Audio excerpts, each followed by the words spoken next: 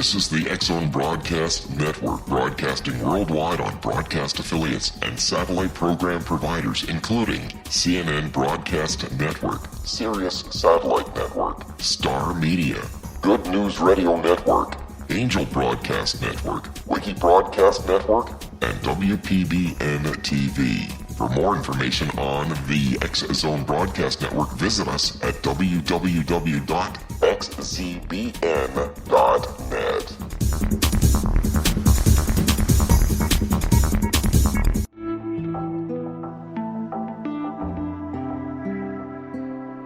Take a step back in time and discover old Florida cuisine at Marsh Landing Restaurant in Fellsmere. Enjoy delicacies such as frog legs, gator tail, catfish, and swamp cabbage, or enjoy the more traditional cuisine like hand-cut Angus steaks, ribs, and seafood. Join us for breakfast with a southern flair featuring sweet potato pancakes, biscuits and gravy, and much more. Planning a party? Marsh Landing's private dining room can accommodate groups from 8 to 80 people. While you're visiting, enjoy the historic pictures, artifacts, and stories that line the walls. Marsh Landing is truly a unique experience. Marsh Landing Restaurant, 44 North Broadway in historic Fellsmere, or visit marshlandingrestaurant.com. Marsh Landing, Old Florida cuisine at its best.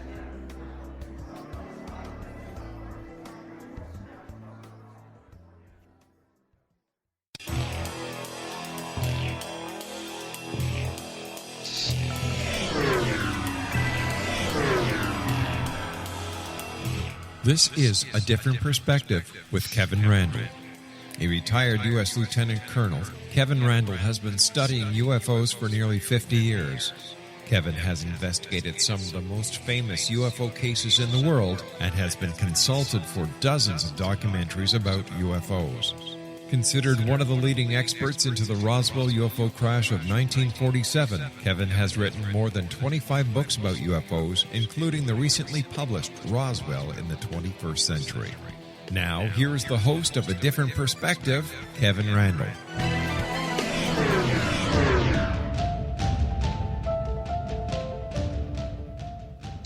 And good evening. We have returned once again. Welcome to the final broadcast of A Different Perspective for 2016.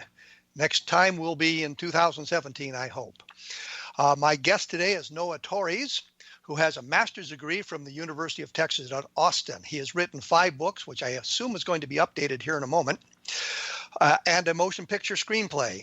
Along with Ruben Uriarte, he has written 2 UFO books, Mexico's Roswell, the Chihuahua UFO Crash. I kind of laugh at Chihuahua because I remember Les Nessman from the old WKRP calling it Chihuahua. So anyhow, it is the Mexico Roswell, the Chihuahua UFO crash, and the other Roswell UFO crash on the Texas-Mexico border. He has appeared in television documentaries and on various radio programs. He is a regular speaker at the Roswell UFO Museum's annual festival held each July, as well as other UFO-related conferences and events around the country. He has hosted the Edinburg, Texas Out of This World UFO Conference for the last several years. So welcome, Noe Torres, to A Different Perspective. Kevin, thank you so much for having me on your show today. I'm very, very excited to be on with you.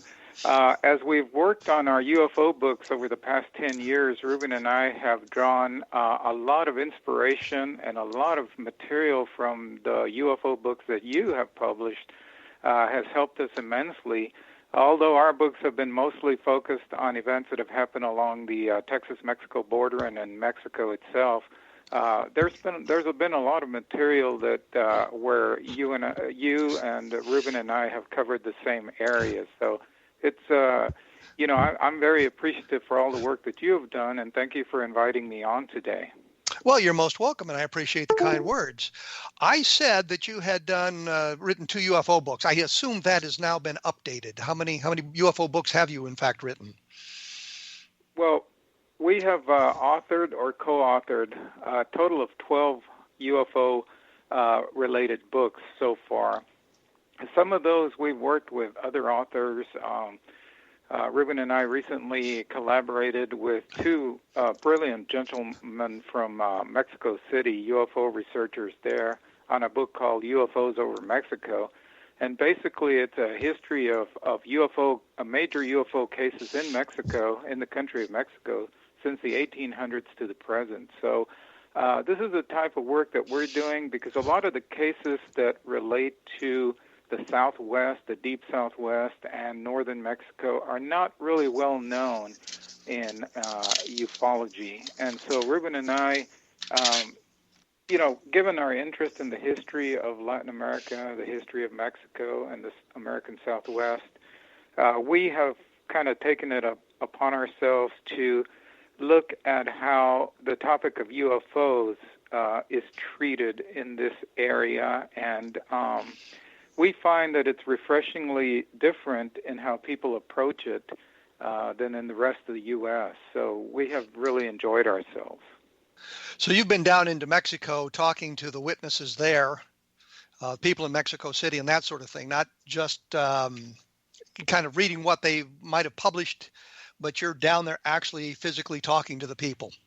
Oh, absolutely. And Ruben has traveled in Mexico a lot more than I have. He is the liaison for MUFON for Mexico and has been for over 10 years.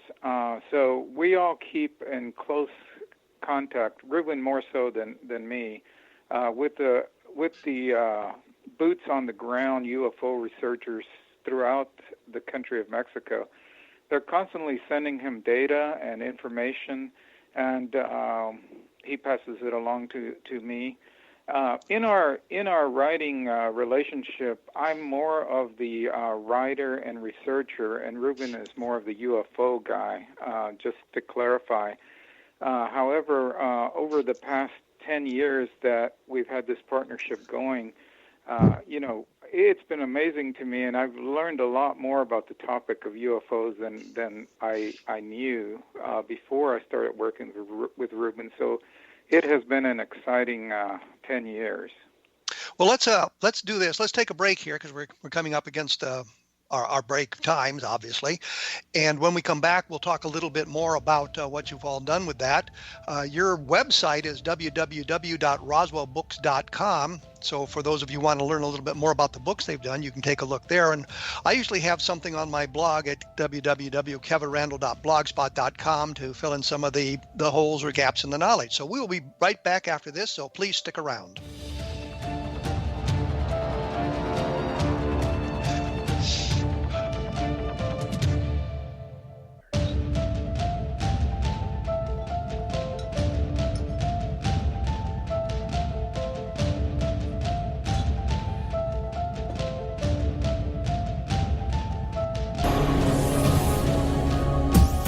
This is the X-Zone Broadcast Network, broadcasting worldwide on broadcast affiliates and satellite program providers, including CNN Broadcast Network, Sirius Satellite Network, Star Media, Good News Radio Network, Angel Broadcast Network, Wiki Broadcast Network, and WPBN TV. For more information on the X-Zone Broadcast Network, visit us at www.xzbn.net.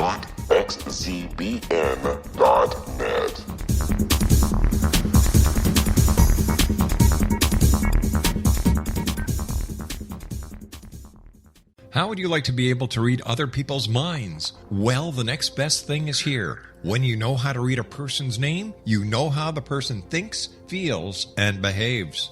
Each letter in our name holds a key to unlock our true essence. Our name contains both our gifts and challenges in this lifetime. Mnemology science discovers personality secrets hidden in the placement of the letters of our names, including the first and last impression people remember about us.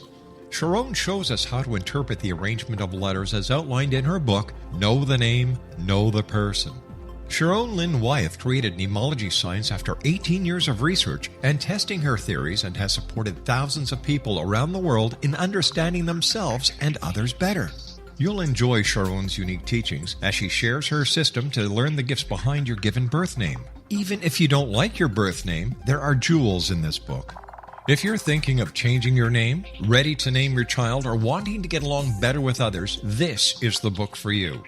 If you'd like to improve your relationships and change your life for the better, get the book today, Know the Name, Know the Person, or visit www.knowthename.com. That's www.knowthename.com.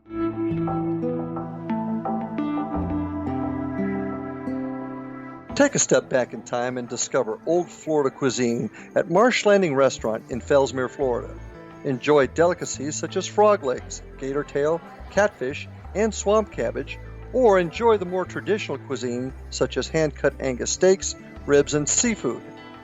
Join us for breakfast with a southern flair featuring sweet potato pancakes, biscuits and gravy, and much more. Planning a party? Marsh Landing's private dining rooms can accommodate groups from 8 to 80 people. While you visit, enjoy the historic pictures, artifacts, and stories that line the walls.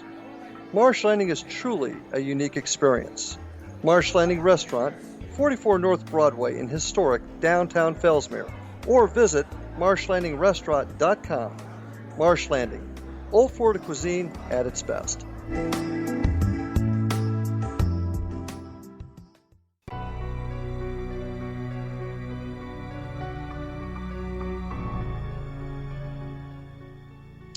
And we are back with Noe Torres, who is a Texan, I might say, who's responsible largely for the Edinburg, Texas Out of This World UFO conference that's held every year and have some fabulous guests down there.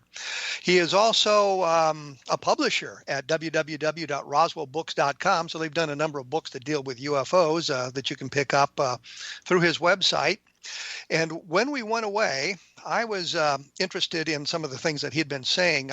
Obviously, he had been into Mexico with Ruben Uriarte, learning more about the Mexico UFO sightings. And one of the books that they published was Mexico's Roswell, the Chihuahua UFO Crash. So I was going to ask him a little bit about that. So given all of that introduction there, Noe, can you tell us a little bit about the Chihuahua UFO Crash? Well, this was the first case, Kevin, that I became interested in that related to a UFO incident that supposedly occurred along the Texas-Mexico border. Now, what's interesting is I didn't know Ruben at the time at all, and I was writing a book about South Texas UFO cases. Well, let me just back up. It was a chapter in a book. The book had to do with South Texas legends and folk tales, which I had written a couple of books about the history of South Texas, being a native South Texan from the Rio Grande Valley area, down near Brownsville, McAllen, South Padre Island area, just to give a geographical point of reference there. So I live in a town called Edinburg, not far from Brownsville. And I had been, for some years, I had been having this concept of putting together a collection of stories, tales, legends from this area. And one of the chapters in my book had to do with UFO cases. So I was doing research both in local libraries and on the internet at that time. And I ran across an interesting story that supposedly a UFO had collided with a small airplane out of the El Paso International Airport in August 1974. The collision had occurred supposedly right across the Rio Grande River from a small Texas town known as Presidio. And after the crash, the UFO had fallen down to the desert below. That's the Chihuahua Desert. And recovery teams from both the U.S. and Mexico went after the wreckage. Interestingly, as the story develops, just to give you a very brief synopsis, and I'm sure some of your listeners have probably heard this, but the Mexicans arrived first. They were unprepared. They did not have the appropriate gear or experience to deal with what they found at the scene. And it ended up that the entire team of, Ruben and I estimate, between 24 and 32 Mexican soldiers all died from exposure to something at the crash site. We're not certain what. And shortly after that, the U.S. team arrived. Of course, they had the biohazard gear. They had all the proper equipment. It was a team that had been hastily assembled at an Army base located in El Paso. and choppered into that location. Well, let me interrupt you right here sorry. because I have a question. You say that they arrived in the proper biohazard gear and that sort of thing. Yes. Was there some kind of communication between the Mexican government, the Mexican authorities, and the U.S. military? Which I think it's Fort Bliss there in El Paso. Was there some kind of communication between them so that the American contingent would know what kind of gear they needed? Well, they had been tracking this object on the U.S. side. It first appeared over the Gulf of Mexico, east of Corpus Christi, and it had been. It followed basically the curvature of the state of Texas, remaining out in open waters until it got down south around Brownsville, Texas, which is right at the tip of the state of Texas. Brownsville adjoins Matamoros, Mexico, which is the northeasternmost tip of the country of Mexico. And right there at the mouth of the Rio Grande River, that's where the Rio Grande River, which begins up in the mountains of Colorado and empties into the Gulf of Mexico, right there where Brownsville, Texas, and Matamoros, Mexico meet. So right there, just south of there, is where the UFO is reported to have come inland into northern Mexico and then streaked across, going at a tremendous speed, reported somewhere between 2,000 and 2,500 miles per hour, and eventually was reported to have crashed. Now, while it was zigging and zagging and changing altitude several times and going, headed toward West Texas, northern Mexico, West Texas area, there was supposedly tracking being done by the U.S. and the appropriate team, crash retrieval team had been readied and was brought in. Fort Bliss was used as a staging area so that after the crash happened the next morning, the crash happened at about 10 p.m. Texas time, Central Time, and the next morning is when the team left Fort Bliss, having assembled overnight. Various operators from various locations in the U.S. had been brought together there at Fort Bliss, the story goes, and by helicopter convoy were brought down into Mexico, which, by the way, Ruben and I have walked that area where this crash supposedly happened, and you can actually look. You can't see the Rio Grande River because it's on the other side of some of a mountain range that fronts the river there, but it's we would have to say within 15 miles if you were able to drive over that range and down to the edge of the river. So we're talking about a very, very close to the U.S. where the crash location was. So the Mexican authorities got there first. Did they wait overnight, or did they move immediately once things were down? They moved immediately. So they would have gotten there in the dark. Let me back up a little bit. The Mexicans arrived, and I want to correct myself on that, and it was good of you to have noticed that. The Mexicans arrived the next morning, and the U.S. didn't arrive until the afternoon of the next day. The Mexicans attempted to move it in the morning, right after daylight. They sent a spotter plane first, located the wreckage, and then troops out of the Army base in Ojinaga, Mexico. Ojinaga is a town that is directly across the international bridge from Presidio, Texas, and Ruben and I have been down there on multiple occasions.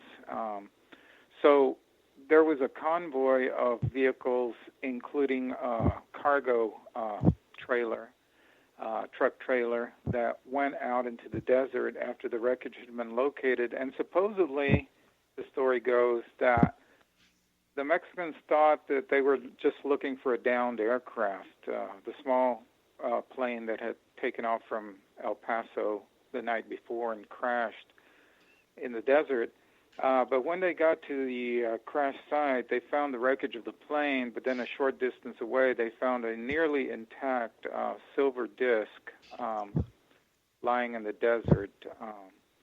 So then they received instructions to go ahead and pick that up, and we have. Did they get inside of it? Were there any evidences of alien creatures around it at all? Was it just? There was no evidence. Based on the information we found, there was no evidence of any beings at the crash location, but we're not certain if there may have been beings inside the craft after it was recovered by the U.S. and brought back, by the U.S. team and brought back into the U.S. So the Mexican soldiers or the Mexican team didn't attempt to open it then? They did not attempt to open it from the information we have, but they did. They were instructed to bring it back to base. From that location, which Ruben and I have visited, and it's really rugged. There's literally nothing out there. It's just open desert. And we've walked that area, and from there, it would be almost as close to go to the big Air Force base in Chihuahua, Mexico, Chihuahua City, as it would be to go back to the Army base in Ojinaga along the Texas border. So in talking to our counterparts in Mexico, there's a feeling that the recovery team from Mexico may have actually headed over to Chihuahua. This being considered an Air Force matter, probably it's likely that they were instructed to deliver it to the Mexican Air Force at their base in Chihuahua. So they were able to load. They were able to load the craft on their equipment there and start the convoy back, or to the Air Force base there in Chihuahua. We estimate that they, within perhaps an hour after they headed back toward their base, whichever of the two bases they were instructed to go to, within an hour is when the soldiers started feeling ill and started succumbing to whatever it was that eventually killed all of them. When the U.S. reconnaissance planes and satellites overlooked the area moments later, then they saw bodies fallen from the jeeps, some of them partially in the jeep still and hanging out somewhere in the desert, lying in the sand.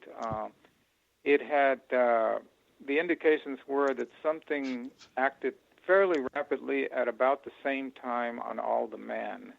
Were there any civilians in the area? Or was this open area? No, having been in that area, you can drive, using an all-terrain vehicle, you can drive an hour or two and not see any signs of life whatsoever. So there were no civilian casualties then? Not that we know of. We think it was all soldiers. Okay, so the convoy is now obviously stopped. Right.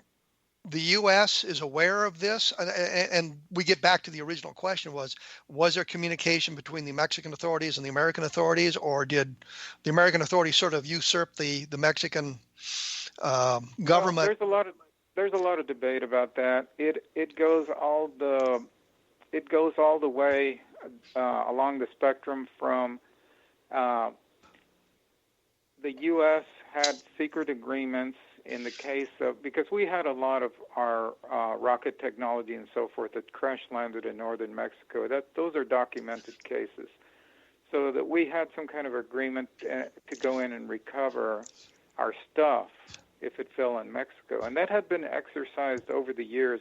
Ruben and I found many instances of that where the U.S. was allowed to go in and recover their stuff, their hardware, which was coming out of Los Alamos and various other places, test firing of rockets and experimental aircraft and so forth that crashed in Mexico. So the cover could have been that there was one of ours. So what you're saying is there is sort of a historical precedent for the U.S.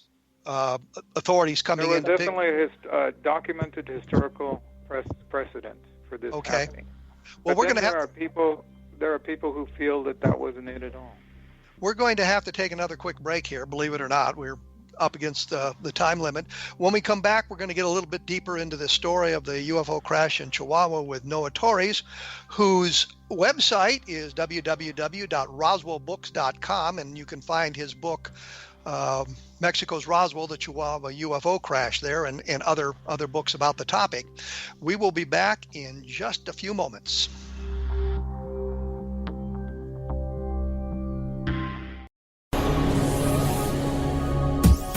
This is the X-Zone Broadcast Network, broadcasting worldwide on broadcast affiliates and satellite program providers, including CNN Broadcast Network, Sirius Satellite Network, Star Media, Good News Radio Network, Angel Broadcast Network, Wiki Broadcast Network, and WPBN TV. For more information on the X-Zone Broadcast Network, visit us at www.xzbn.net.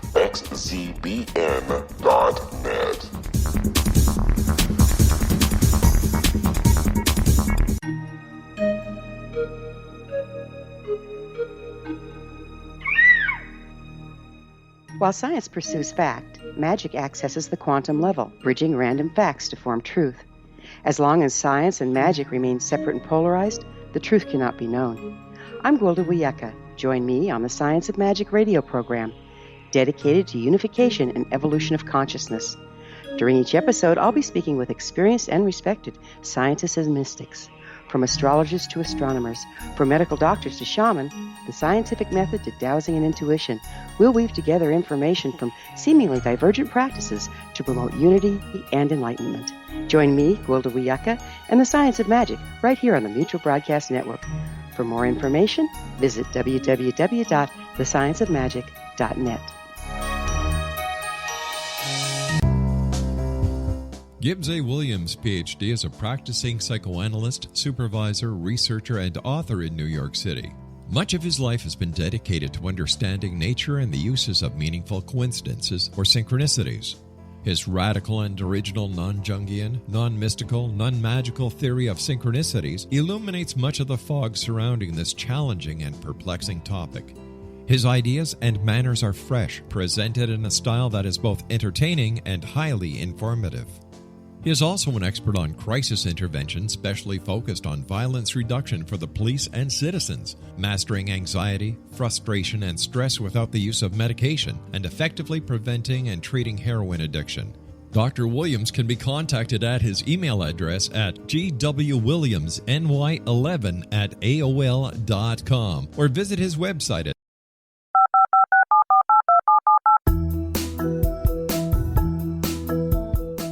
Did you know that when you're on the road with limited data or Wi-Fi, you can still listen to the X-Zone Radio Show with Rob McConnell, The Science of Magic with Gwilda Wiyaka, X-1, Dimension X, Space Patrol, and every minute of the X-Zone Broadcast Network by calling 213-401-0080, courtesy of Audio Now.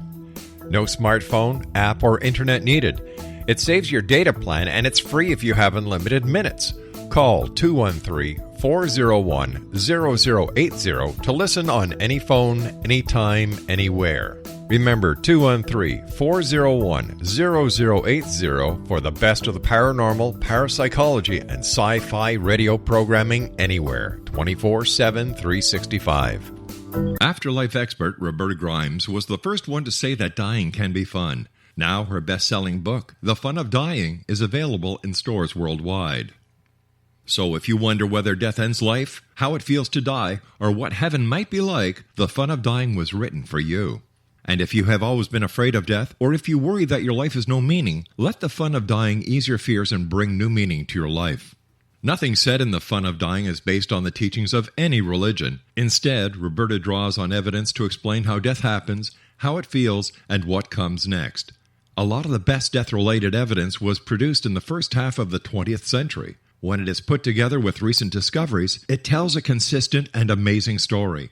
Roberta Grimes blogs and answers questions at robertagrimes.com.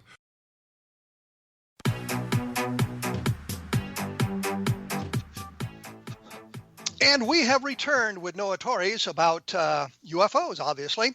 We were talking about Mexico's Roswell UFO crash at in Chihuahua. And when we left, we had the Mexican soldiers having succumbed to something, I guess, associated with the UFO, and the United States using a precedent that had been established. And I know of at least one case where the rocket off of White Sands missile range fell in Mexico. So, it's not unprecedented.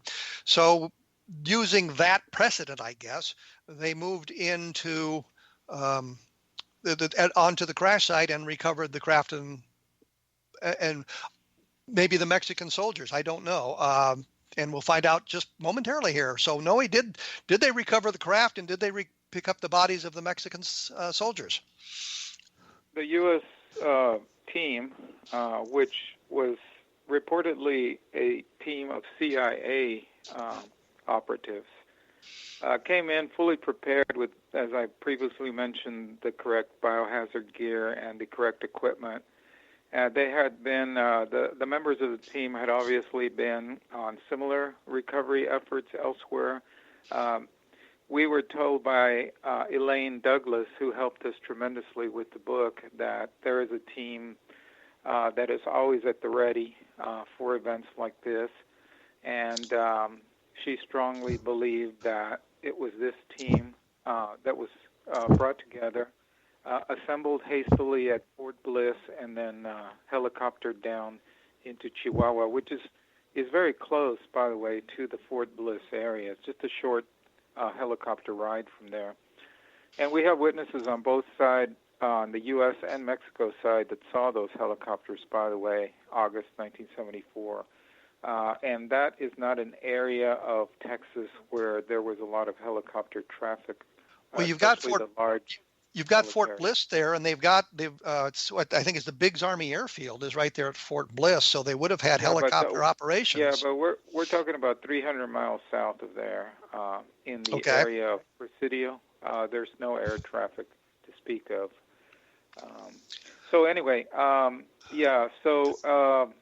getting back to your question, so they went down there and recovered the craft. They redid the harness that the Mexican soldiers had put on it, and they hooked it up to the cargo helicopter that was hovering overhead, and they lifted it up.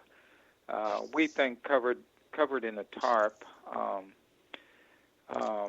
and so it was lifted up off the flatbed trailer. And the interesting and kind of bizarre twist to the story at that point is that supposedly the CIA team gathered together all of the debris, including the bodies of the Mexican soldiers, and set off a high explosive charge to basically obliterate the remaining evidence at the scene before all of the helicopters headed back across a very short distance there, 15, 20 miles back into Texas. And interestingly enough, there's a lot of land in that area of West Texas that belongs to the federal government, especially around McDonald Observatory, one of the most renowned astronomical observatories in the United States. So it was there, the story goes, that the helicopter convoy landed and spent the night, because this was getting close to nighttime, 24 hours after the initial crash of the UFO and the small plane. And so they spent the night on this federal preserve, this federal land in the area of the McDonald Observatory before they headed on to rendezvous with a convoy of trucks in the Midland, Texas area, but not quite to Midland. It's just an intersection of two large highways there, state highways in Texas.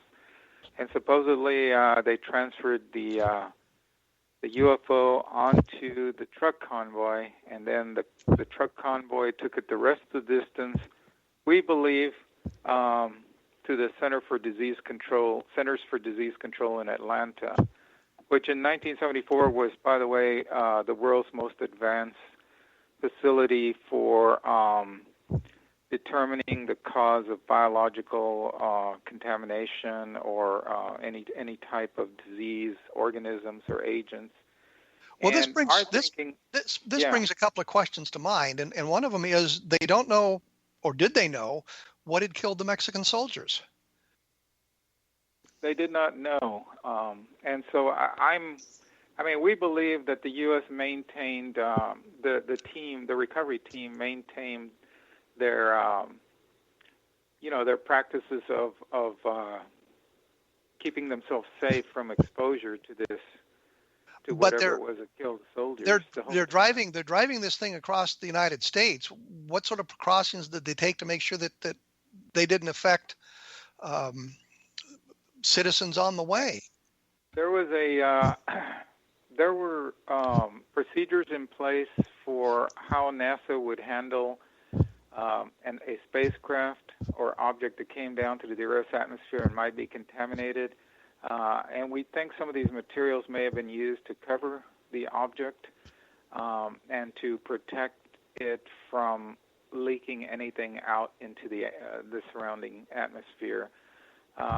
All of this is speculation because we have nothing in the documentation, the information that we got that spells out exactly what techniques were used to transport it, other than it was transported in a convoy of military vehicles, all the way from West Texas to Atlanta, Georgia. We've traced possible routes. Well, let's go talk about the documentation because you brought that up. Right. You say there's no documentation for the transport from the observatory to Atlanta, but you have documentation on other aspects of this because you said there was implied there was some documentation. Well, we're based. Most of the story is based on a document called the Deneb Report. That's DENEB. Deneb actually refers to a star in the sky. At night, one of the most observable from Earth with the naked eye.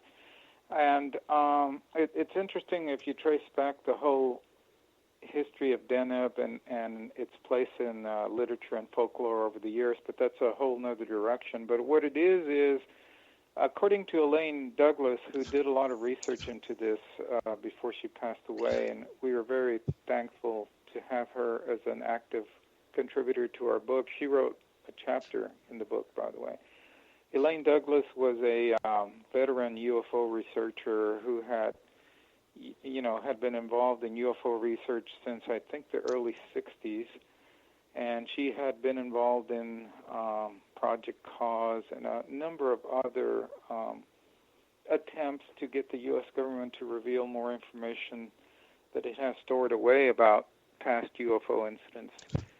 And Elaine Douglas felt that the Deneb Report, which this story is based on, was basically a group of government insiders who worked in the intelligence services and who frequently, because of the nature of their work, they did not have any tangible documents or they didn't have any evidence in hand that they could show anyone. They were not allowed to leave the facilities in which they worked with anything physical on their person or anything even, digital form or anything. So they would reassemble it just from their memories later, and they would put together what they had seen, what had crossed their desk.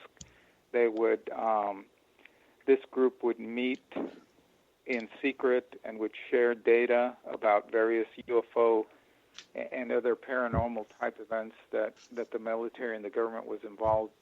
Well, is this Deneb Report? Is that a physical document, or is it sort of an oral tradition? It's a physical document. Yeah, it's a physical document. It was sent to Elaine Douglas and a number of other major UFO researchers in the mid-'70s. Leonard Stringfield received a copy. He and Elaine worked on it, and it appears in one of Leonard Stringfield's reports. His status reports. I think they were called status reports. 77, 78 time frame. He was very interested in this case, and it certainly registered on his radar screen. And so Ruben and I were extremely intrigued. For me, it started because it happened so close to where I live, and but as it went on and we started talking to people in Mexico, we found witnesses on both sides of the border that said something really unusual was going on in that area in August 1974. We talked to a young man who, or a gentleman who was a young man at Fort Bliss in August 1974 and saw a lot of really strange activity going on at the base. And just, I guess you could say, Kevin, that it's a lot of little circumstantial bits and pieces that all seem to point to an element of truth in the Denham report. And, even though as a whole, probably people from the outside looking in would say you don't have really a lot of tangible evidence there, but it's an intriguing story. Well, let's chase the documentation a little bit further, because if a small plane took off from El Paso and crashed in Mexico, did you search for documentation about that aircraft accident? Well, here's the deal. 1974, and we talked to our counterparts in the civilian UFO researchers in Mexico, have been very, very helpful with this. But what the deal is that in 1974, there was a lot of airplane traffic in the El Paso area. Some of it were legal flights, and some of them were flying under the radar screen, let's put it that way, with shipments of illegal drugs. And so all attempts have failed to try to find any documentation about who might have been flying that plane. We don't have a good fix on that. We did, interestingly enough, we went down with the History Channel, Ruben and I. There's been 2 or 3 documentaries done on this. Actually, there's been 2, and then the third one was put together from pieces of the first 2 about this incident. And we went down there with the History Channel to the crash site, to the area of the crash site, and we found the crash of a small plane in the desert right about where the Denham document would indicate that it might have taken place. In fact, some of in a nearby village, a small town called Coyame, I think the current population's like 500. So we had some people that told us that they remember something about a crash in the 70s out. And so one of them took us out there, and sure enough, there were pieces of the small plane out in the desert. Well, we're going to have to take another quick break here, given the timing of everything. When we come back, we'll follow up a little bit more on this case and see if there's anything that happened after the convoy arrived in Atlanta that we might be able to speculate about.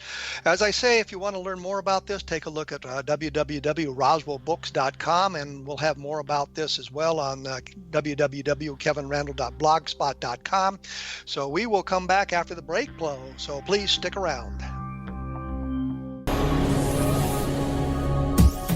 This is the X-Zone Broadcast Network, broadcasting worldwide on broadcast affiliates and satellite program providers, including CNN Broadcast Network, Sirius Satellite Network, Star Media, Good News Radio Network, Angel Broadcast Network, Wiki Broadcast Network, and WPBN TV. For more information on the X-Zone Broadcast Network, visit us at www.xzbn.net.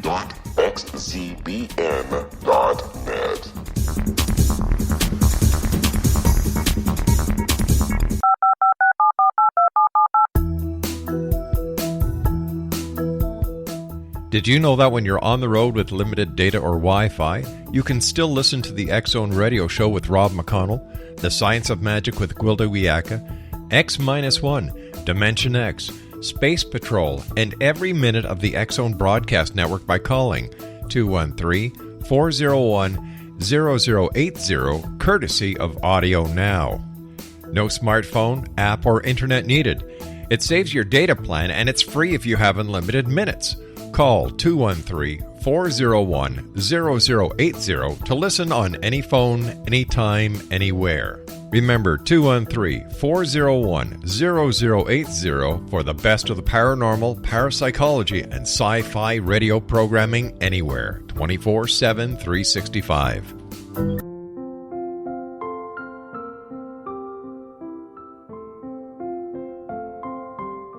I am Dr. Carl O'Helvey, founder, president of a new cancer foundation focusing on evidence-based physical, mental, and spiritual interventions, including natural cancer cures, prayer, meditation, affirmations, nutrition, and other related holistic cancer prevention and cure modalities.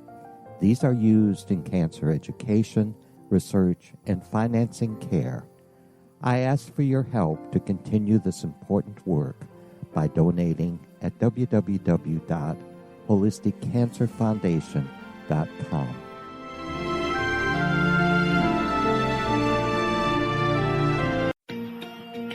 Wouldn't you love to know the secret to everything?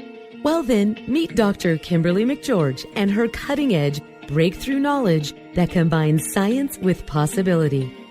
Dr. Kimberly brings real-life answers and healing to those open to alternative solutions.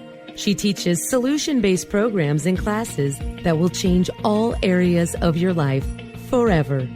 Specializing in conscious creation, intuitive readings, and energy medicine, you can rapidly shift health, relationships, business, and money and abundance challenges quickly.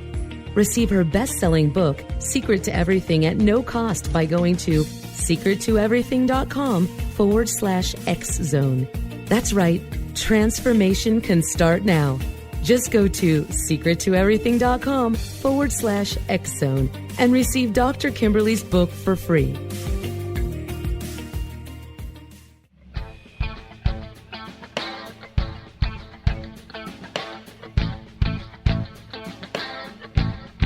What Happened in Benghazi is revealed by Nicholas Genix, author of Obama, Islam, and Benghazi. He informs the American people that President Obama deceived them by advocating a strong foreign policy prior to the 2012 presidential election, and Hillary Clinton supported this deception.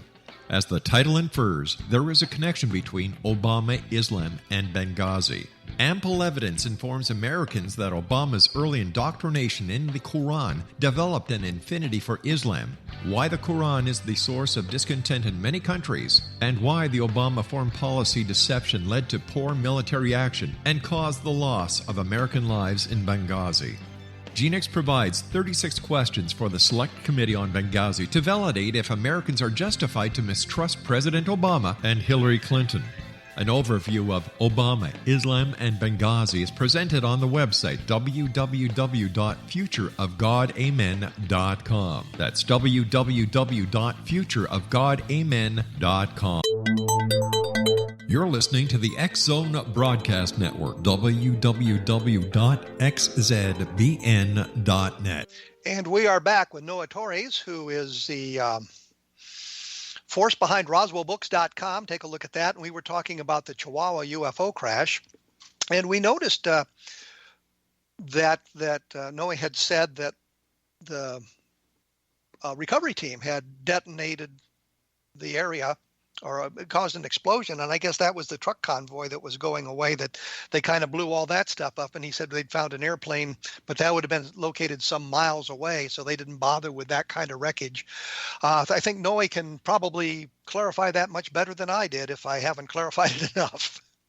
Well, I think, Kevin, the basic thing that happened is, except for the crashed UFO, which the CIA operatives took with them, everything else, including the wreckage from the plane and the bodies of the Mexican soldiers and the vehicles that the Mexicans drove out there, was all brought together. The vehicles were circled around, tightly compacted, and all of that was blown up with high explosives, according to the story, obliterating all evidence of what had happened out there.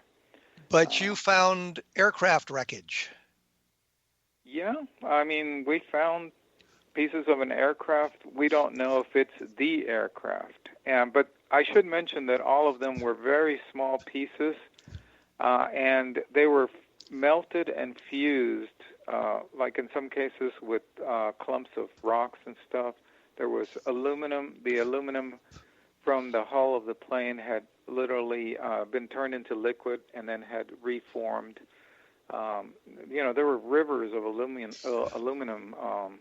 along the desert floor there, and just small pieces. It was quite an intriguing find, at that time. But we have no way of knowing if this was the actual plane or this might have been an unrelated plane crash. It was just interesting that it happened in the area where the Deneb report would have suggested that this would have taken place. Okay, so we've got the evidence obliterated in Mexico, and we have the convoy going to Atlanta. So, right. Do we know what happened once it got to Atlanta? The only thing I can say is it disappeared into that vast nothingness where all UFO evidence seems to disappear, somewhere in the innards of top-secret government facilities. Somewhere. We have no idea. There's no mention of where it went after that. But, one interesting thing, Kevin, and this story, believe it or not, continues to this very day, because just recently we've been examining evidence that somebody posted on Wikipedia, of all places. I had written a very basic summary of the Koyama incident for Wikipedia, and it was on there for years. And then suddenly one day I was just messing around and I checked on the article on the Koyama crash, and somebody had filled in the names of several Mexican soldiers where I had just put that some Mexican soldiers were killed. They went in parentheses and they named specific names with serial numbers from the Mexican army into the Wikipedia article. And Ruben and I were amazed.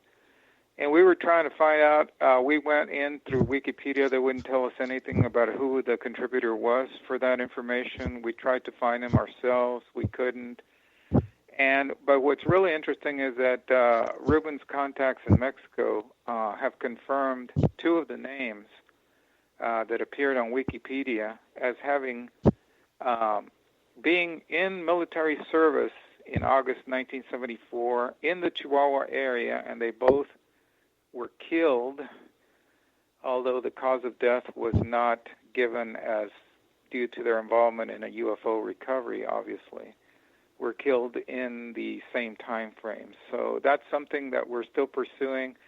The Mexican researchers are still looking up the other names that were given. Ruben and I have basically given up trying to find the guy who posted that information. We thought we had him for a while, and then he slipped away from us. He would never contact us. He refused to give us his real name. We offered to send him a copy of our book. He wouldn't take the bait, and so he slipped out of view and is gone. Somebody that had some information somehow refused to tell us how he got it. But that's the very latest that we have on this. But you don't know for certain that these soldiers were involved in the recovery operation, the attempted recovery operation. It's just extremely curious that they were in the Mexican Army in August 1974, and they both died at that time in the August 1974 time frame. So, as I mentioned earlier, it's just a bunch of little circumstantial bits and pieces that may or may not amount to anything when all's said and done. Well, let's talk a minute about the Deneb report, because we're about to run out of time here. You say Elaine Douglas had received this from a source that she knew. Has anybody been able to FOIA anything that would lead us back to that, or suggest that this is a document that was authentic? Can we find a government source for it? We cannot find an official government source, and Elaine's take on that was this is not information that the people who created would have traced back to them.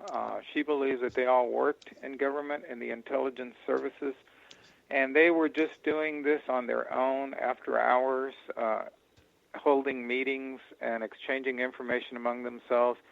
They never meant for it to go public. She didn't spend a lot of time looking at the document. She told us she had seen other similar documents from similar. She called them informal think tanks, is what she called them. And there was a tendency for these informal think tanks to take on subjects such as UFOs and other unexplained or paranormal type events that the government had evidence on. Did she know who the source was? No, this came anonymously in the mail to not just Elaine, but many, many other major UFO researchers of that time period, the mid to late 70s.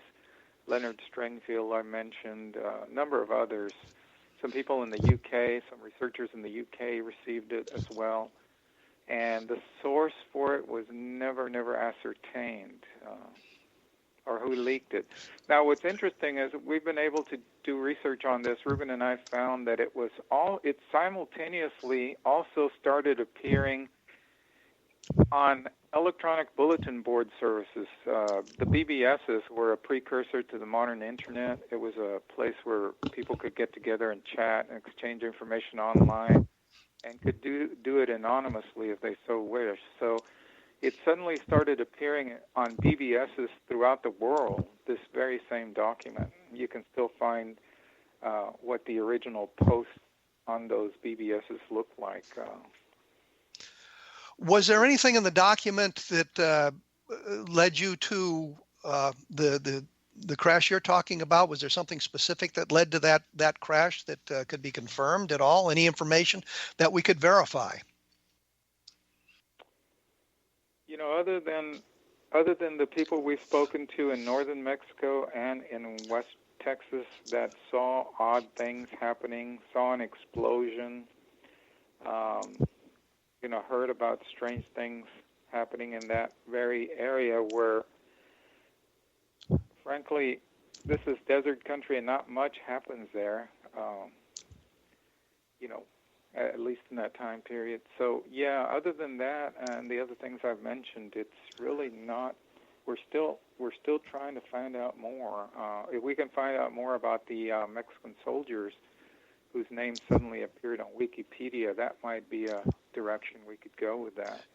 Well, that sounds like a clue that would be valuable to follow up to see if we could learn anything. And I say we, meaning you and Ruben and your friends in Mexico, the investigators in Mexico. If they could find out anything more about how they died, that might be a break in the case. That could lead us somewhere. We have some names of U.S. soldiers and their service record numbers also that we're going to also pursue. There were about 3 that were posted mysteriously on Wikipedia as well, and we haven't even tackled the U.S.